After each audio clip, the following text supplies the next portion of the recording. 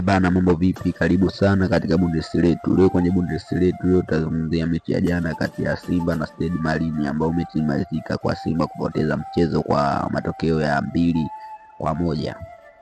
Simba walishindwa kudhibiti eneo la kati, hivyo Stade Malien walikuwa huru kutengeneza mashambulizi na kudhibiti kasi ya mchezo. Kulikuwa na mianya ya kuchelewa kuziba nafasi, hivyo likawafanya wapinzani wapate mabao kiurahisi. Simba hawakutengeneza nafasi ya maana, na hata nafasi walizozipata walishindwa kuzitumia vizuri na kufunga kwa ufanisi. Wapinzani walianza kwa kasi na kufanikiwa kupata bao la mapema, hivyo iliwafanya Simba wacheze kwa pressure. Baada ya kufungwa, Simba walishindwa kubadilisha mfumo ambao uliwafanya wangerejea mchezoni. Kwa kifupi, Simba alifungwa kutokana na udhaifu eneo la kiungo, eneo la ulinzi pamoja na eneo la kushambulia. Walikosa ufanisi wa umaliziaji.